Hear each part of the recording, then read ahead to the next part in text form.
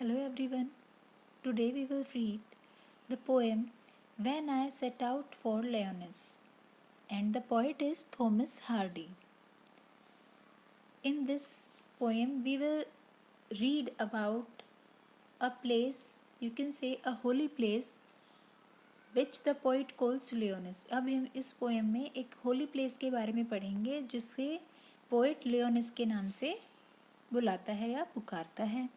As a young apprentice architect, British poet and novelist Thomas Hardy once visited a parish to supervise the restoration of a church. कि एक बार Thomas Hardy जो कि एक architect and British poet हैं, वो एक church की restoration को सुपरवाइज करने के लिए एक जगह पर जाते हैं. अ पैरिश मीन्स होता है कि कोई ऐसी कंट्री या ऐसी जगह जो किससे बिलोंग करती है, या तो चर्च या फिर प्रीस्ट मीन्स पादरी होते हैं उनसे.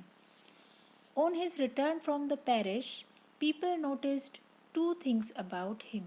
जब वो वहाँ से वापस आ रहे थे तो लोगों ने उनके अंदर दो चीज़ें नोटिस की. वो क्या थी कि एक तो उनकी आंखों में चमक आ गई थी and a crumpled piece of paper sticking out of his coat pocket.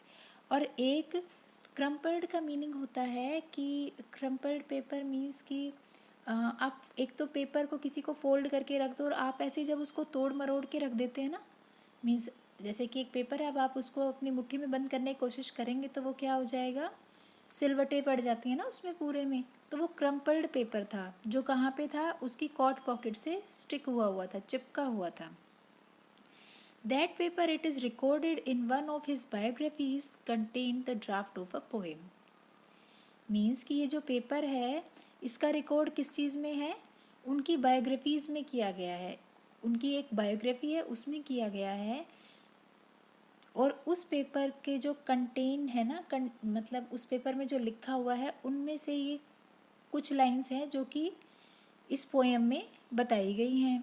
You are going to read that very poem inspired by a visit to a place which the poet calls Lyonesse. अब आप poet की ये जो visit थी उससे inspire होके जो उसने पोएम लिखी है, अब आप वो पढ़ने जा रहे हैं. Now we will start the poem.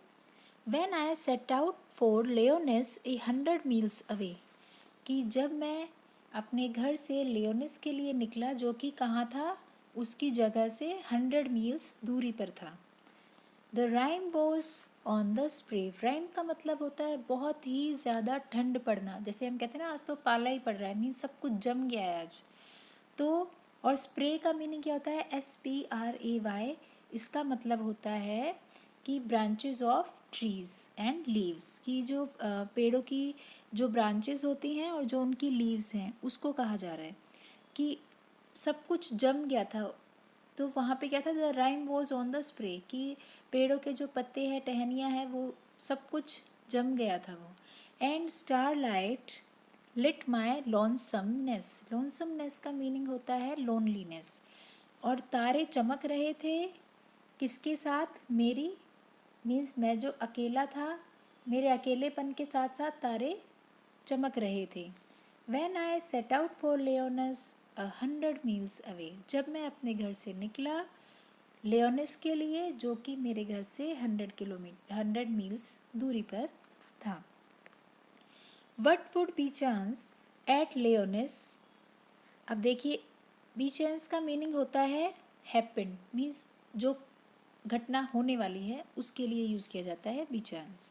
What would be chance at Lyonesse while I should sojourn there. Sojourn का मीनिंग होता है, आप चाहें तो साथ साथ लिख भी सकते हैं, सोजर्न मीन्स होता है स्टे करना, ठहरना. कि जब मैं लियोनिस में ठहरूंगा तो मेरे साथ वहाँ क्या होगा, नो प्रॉफिट डस्ट डिक्लेयर. कि कोई भी प्रॉफिट का मतलब होता है जो कि भविष्यवाणी करता है ना, उनको कहते हैं कि कोई भी भविष्यवाणी नहीं कर सकता कि मेरे साथ वहाँ पे क्या होने वाला है. और ना ही कोई जो वाइजेस्ट सबसे ज़्यादा इंटेलिजेंट अगर कोई विजार्ड हो, विजार्ड का मीनिंग क्या होता है बेटा? मैजिशियन, जादूगर। वो गेस भी नहीं कर सकता, आइडिया भी नहीं लगा सकता कि मेरे साथ वहाँ पे क्या होने वाला था या मेरे साथ वहाँ पे क्या हुआ, वो कोई नहीं बता सकता था। What would be chance at Leonis while I should sojourn there, कि मेरे साथ वहाँ पे क्या होगा जब मैं लेओनिस में ठहरूंगा, तब मैं स्टे करूँगा वहाँ पे तब। वाइल आई रिटर्न फ्रॉम लेओनिस, जब मैं लेओनिस से वापस आया, with magic in my eyes, मेरी आँखों में जादू था। जादू का मतलब यहाँ पे क्या है कि जो मेरी आइज़ थी वो स्पार्कलिंग होने लगी थी, मीन्स चमकने लगी थी। All marked with mute सरमाइज। सरमाइज का मीनिंग होता है कि सिर्फ कल्पना कर सकते हैं, राइट। तो जब मैं वहाँ से वापस आया तो मेरी आंखों में चमक थी। ऑल मार्क्ड, सब ने उनको नोटिस तो कर लिया, लेकिन म्यूट, म्यूट का मतलब होता है चुप। तो साइलेंट थे, सब लोग शांत थे और मतलब कल्पनाएं कर रहे थे कि मेरे साथ वहाँ पे क्या हुआ होगा। माई रेडियंस रेयर एंड पैथोमलेस। पैथोमलेस का मीनिंग क्या होता है?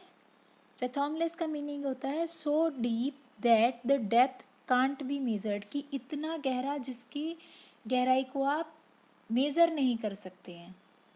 कि ये जो मेरी रेडियंस थी ना, मेरे में जो ये जो चमक आ गई थी वो इतनी ज़्यादा रेयर, मतलब रेयर का मतलब होता है मुश्किल से पाई जाने वाली, और इतनी ज़्यादा डीप थी कि कोई उसका अंदाज़ा भी नहीं लगा सकता था। When I returned from Leonis with magic in my eyes, जब मैं वहाँ से वापस लौटा तो अपनी आंखों में चमक ले कर। तो अब इसमें जो क्वेश्चन बनते हैं बेटा वो ध्यान से देखेंगे। वो क्या बनते हैं कि एक तो आपको पता ही है कि आपको समरी इसकी याद करनी है और थीम भी याद करना है,